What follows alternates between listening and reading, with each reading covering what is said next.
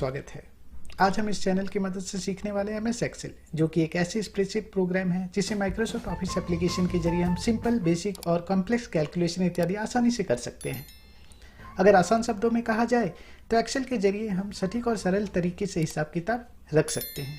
Lesson को अच्छी तरह समझने के लिए वीडियो को अंत तक जरूर देखें और अगर लेसन अच्छी लगे तो फिर चैनल को लाइक, सब्सक्राइब और शेयर जरूर करें।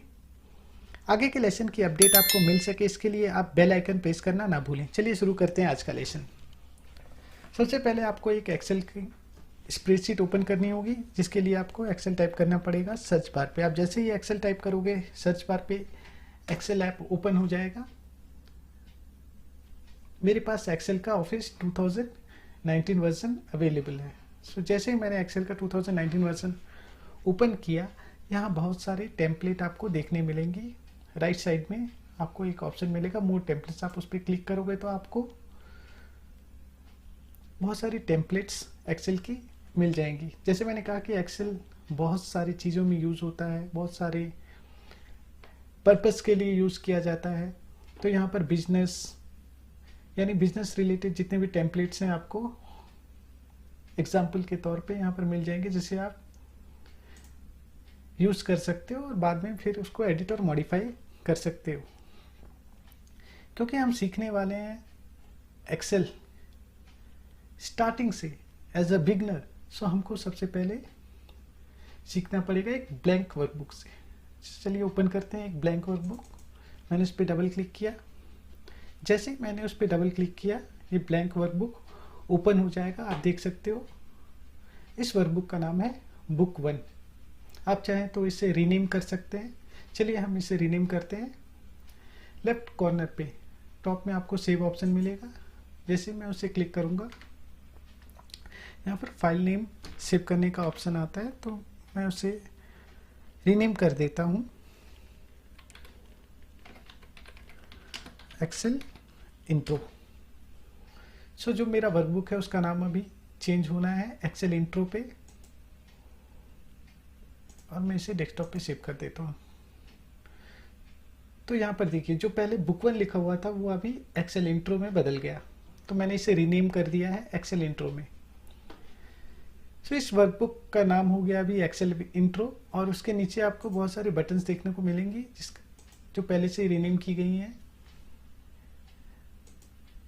Home, insert, page layout, formula, data review etcetera. तो इस तरह के बहुत सारे आपको बटन देखने को मिल जाएंगे। आप जैसे ही इन बटन पे क्लिक करोगे, आपको नीचे उस बटन से रिलेटेड बहुत सारे ऑप्शंस देखने को मिल जाएंगे, जिसे हम स्प्रेडशीट में काम करने में यूज़ करते हैं।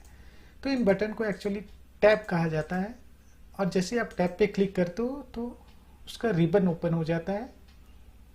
यहाँ बहुत सारे जो ऑप्शंस हैं उनको एक एक ग्रुप में बांटा गया है। ये सारे ग्रुप एक तरह का ही काम करते हैं, इसलिए इन्हें एक ही ग्रुप में रखा गया है। तो यहाँ पर बहुत सारे ऐसे टैब्स मिल जाएंगे। इन सब टैब्स का अपना अपना यूज़ है स्प्रेडशीट में।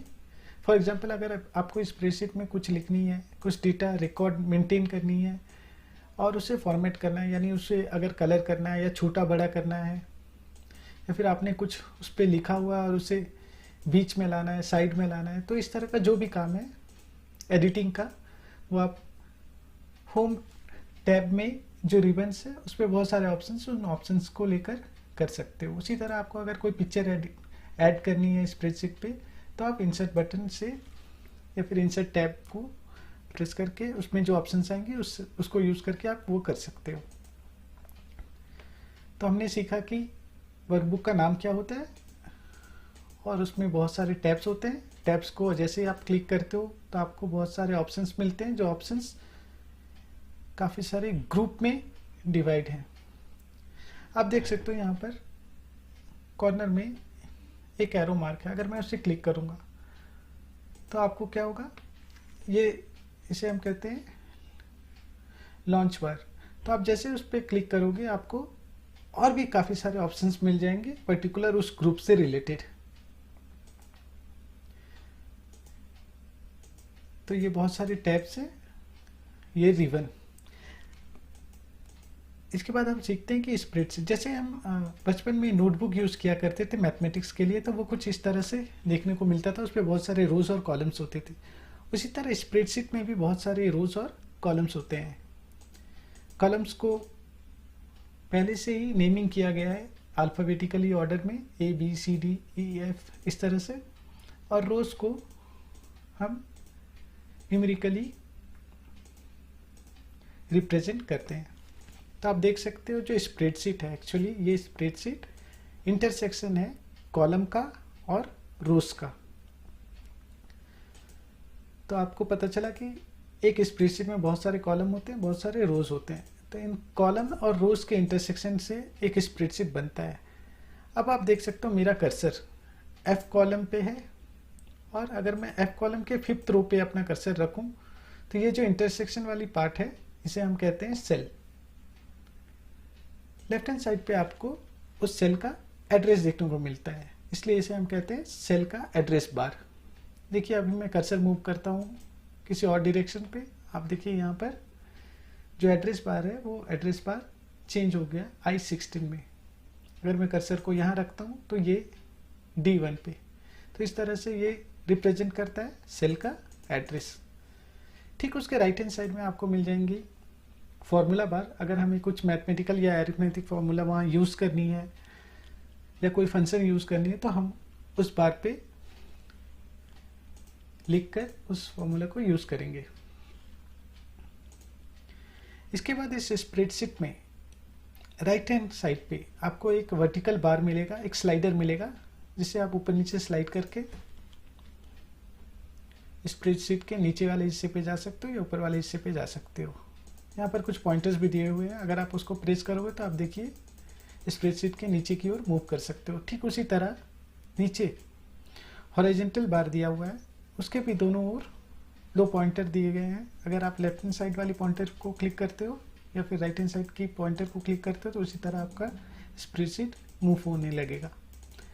जैसे नोटबुक पे बहुत सारी पेजेस हुआ करती थी, उसी तरह इस वर्कबुक पे, एक्सेल वर्कबुक पे बहुत सारे सीट्स होते हैं।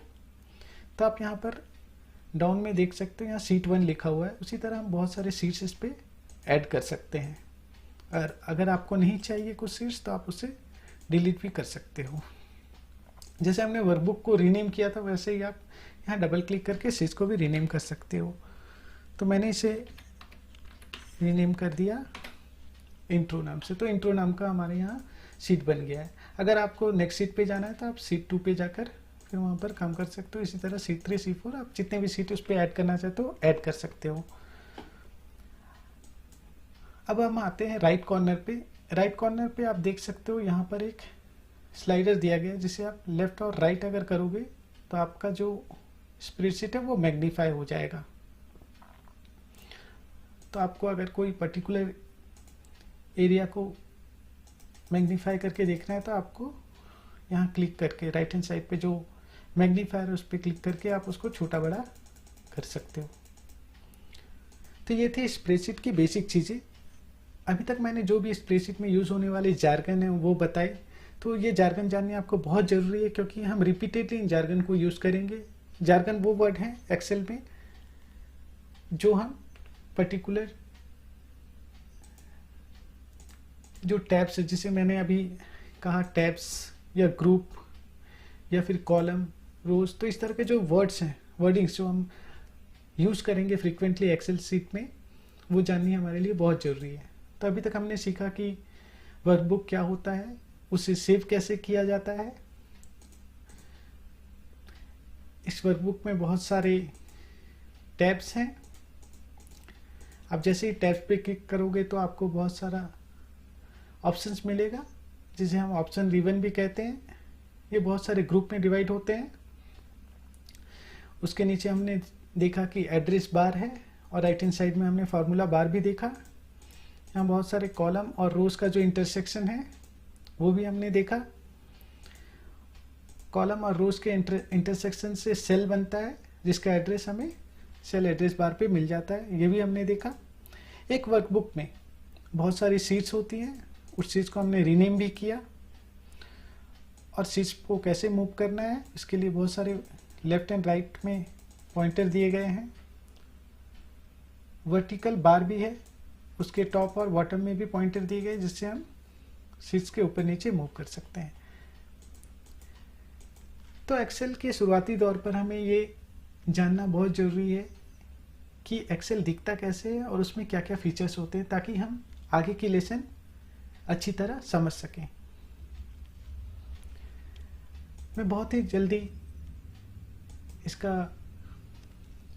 नेक्स्ट वीडियो अपलोड करने वाला हूं, जहां पर आपको अभी तक जो हमने यहाँ पर टैब देखा है इनको कैसे यूज किया जाए एक्सेल में।